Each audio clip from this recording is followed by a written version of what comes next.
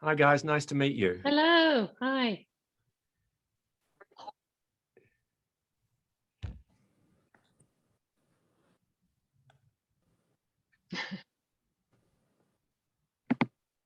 I'm loving the Yes. props you've all got. It's fantastic. Yeah, they're fantastic. Looking really cool. Yeah. Angela, do you want to go ahead and start? Sure. Hi, I'm Angela Camacho with Queen Bee Latina. Hi. Thank you for having me. I actually had a question about the gang and their little personalities. I love the fact that each of them has a very distinct and very, just different personalities. What was the creative process and thought process behind each character? Well, I think, we wanted to make a movie really based on, where the heroes of the movie are these creatures that are generally regarded as a bit scary and deadly. And so we chose possibly the most poisonous creature in Australia, which is a taipan snake, and then put these other little creepy crawlies around her, like the funnel web spider and the thorny devil lizard and the scorpion. But when it came to sort of creating their personalities, we really sort of lent into a lot of the physicality of the creatures. Like with Maddie, she's got these fangs, she's poisonous, but she's made to feel that that's a bad thing at the beginning of the movie. And so we thought a lot about maybe a teenage girl with braces who's not feeling good about herself. With Zoe, who's the gothic, she's got the spikes, she's got the, thorny devil lizards are these great escape artists. So we thought she's the super smart one who escapes. Frank, funnel web spiders do these incredibly weird dances. So we thought that's a bit like a teenage boy who's not quite comfortable in his own body yet, but he's really trying, to get it all together. It's just, so we let the animals themselves sort of inform a lot of the personalities. But it was really, I think, the actors and the character designers who really brought them to life and made them so appealing. I love that. Thank you. Thanks. I'm Kathy with Live with Kathy. Thank you so much for being here with us today. Hi, we loved it. My kiddo was like, "Oh my God, this is so similar to Madagascar." And I said, it feels like such a love letter to the Australian animals. So I would love to know what was the focus on. Was it a love letter to Australia and to their beautiful animals? Tell me if you could express your thoughts. That would be fantastic, please. Yep. Yeah, completely. That's what we wanted to do. We wanted to make these animals so appealing so that you pique a curiosity as to, because they're very unusual. Thorny devil lizards are very unusual to see in animation. So as Harry said, our character design, purposely we went for this very appealing look. And then Australia itself is so beautiful. We wanted to be able to depict all the journey, the road trip through Australia. And our production designer helped with making it really a very magical, the colors of the blue of Sydney going through to the green of the Blue Mountains and the red out into the Outback. So it all lent itself to a beautiful love letter to Australia, using the who's who of mostly Australian actors. And then a lot of the music, we have Evie Iree, our first song that comes into the movie is a wonderful Australian musician and singer. And throughout, we have some really, it just does feel like it depicts, it helps to depict Australia for a global audience. Yeah, and to make it as warm, the same way that Kung Fu Panda made everyone just sort of embrace that world of China and the world of pandas. So too, we wanted this to make everyone feel they wanted to come into Australia and to sort of, spend time with these extraordinary animals and to learn more about, especially kids, to learn more about this world and these creatures who are really remarkable. It was vibrant. It was so full of life that it makes you want another. So hopefully you'll have a follow-up with it. So there you go. Thank you. Thank you. Thank you. Hi, my name's Robin Davis from momthemagnificent.com. And my daughter and I got to watch the first 30 minutes of the film, and it was a lot of fun and a lot of laughter right off the bat. Such a fun cast and great soundtrack. With such a good band of these misfit animals, I'd love to know, which animal character do each of you relate to the most and why? I relate to Maddie. I feel very connected to her. I mean, I think anyone who's ever felt a bit like an outsider, or a teenage girl with braces, just someone who's not fitting into their skin yet and not really sure of themselves. And as their journey emerges, they blossom. And I hope, I feel very connected to that story personally. And my favorite color is blue.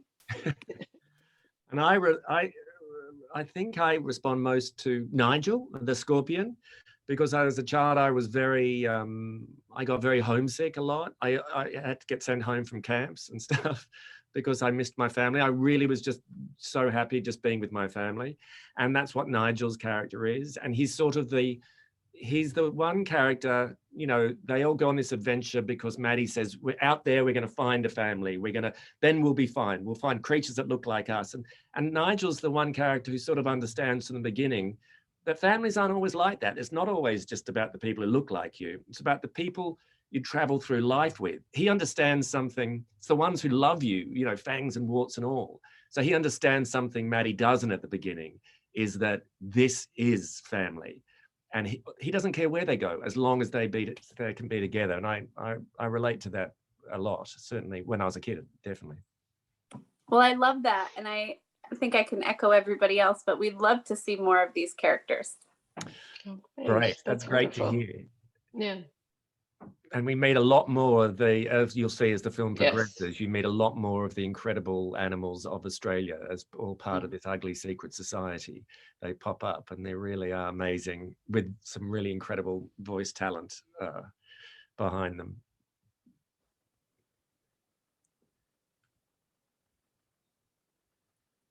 Is it back to me? Yes. Oh, hi. Okay. So these misfits obviously have a hard time fitting in with society, and they're a little bit, they have their, self issues about who they are. And so what do you think? Because I think what I love about this is that the kids can relate to it, because a lot of times they also feel that they can't fit in school because they're different or they look different. Sometimes they're being judged because of what they look like. What do you think is the main takeaway for the children and for kids? I think there's a number of takeaways. I mean, it is a lot about not judging a book by its cover, Right. or its fangs, or any of those things. Or even, with Pretty Boy, you think he's going to be the cutest, the nicest, and then the perceptions are shifted. And so, it has a quality of celebrity culture where you're being watched or you're highly privileged. And I think in each of the characters as they go through the movie, they kind of evolve into understanding what's underneath the surface of each of them. But they also realize that family is often who you travel with, and home is where the heart is. So it has a lot of different messages. Yeah. Sorry, go on, Claire. Go ahead. No, I was saying, you mentioned a lot about, kids sort of not fitting in, feeling that they're different and stuff. And we have noticed a lot of that, increasingly more so, it seems, happening around the world, people turning on each other because they're different, or being scared of each other because they're different. And we did want to say in this movie that one of the messages that was very important to us was that our differences should not keep us apart. They should not divide us. They should bring us together. We should celebrate the fact that other people are different. We should celebrate the fact that we're different. And just as we celebrate what we have in common, it's the differences that make us unique. And it's about being open to others, not being judgmental. So that's because of what's on the surface. So that was an important part of the film for us. Thank you. Hi again. So your cast is spectacular. Did you know did you know that this is the cast that you wanted, or how did you come up with your cast list? Is what I'd like to know.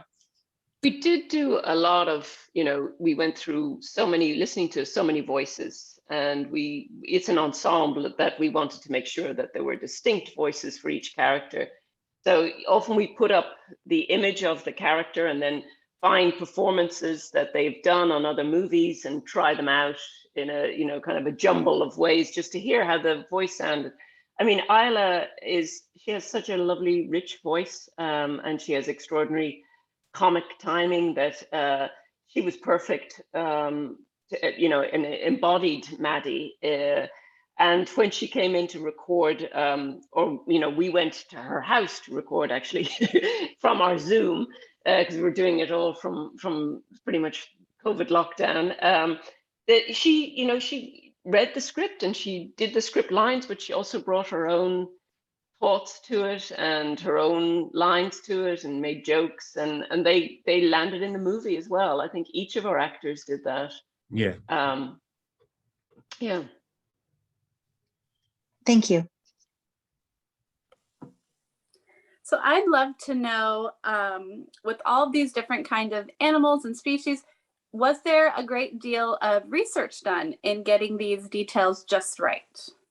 Yeah, Yes. there was a lot of research. I mean, we just started out in a normal world, we would all have been in Australia researching it in person, but we weren't. We were all locked down. So there was a lot of researching pictures, photos, but also artwork, stories, anything. I grew up with a lot of them, so I knew, you know, a lot of these sort of creatures firsthand. But there was there were many different discussions and yeah, I mean, even things that like we learned about how people would pick up a thorny devil lizard and use it as a comb. that came out of our research. The fact that you know, a thorny devil lizard takes water from the ground through their belly. There was so many things that we learned and was informative to us, and we were trying in the movie. So we tried to find some of the things that are very specific to them and tried to build that into their characters as well. yeah. As we went along. But we all sort of became sort of natural history experts because we just went through so much. It was a really fun process, though. It was, you know, just researching these little critters was great. That was one of the funnest parts of the movie. And I think kids will pick up on all those fun little facts too. Yeah, good. Hope so.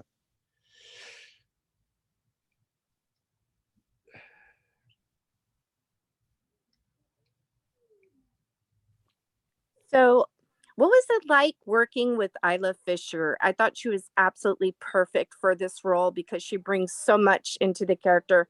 She's in real life. I've met her before, and I know she's really sweet and kind. And so, what was it like working with her behind the scenes? It was great. She was fabulous, wasn't she? Yeah, she's such a generous person, and but she's also incredibly bold, and you know, she's not afraid to put herself out there. And she'd say the lines that we, you know, on the page, but then she'd go off on these tangents that were just sometimes totally crazy, but sometimes just so spot on and funny. She's a wonderful actress and a lovely person.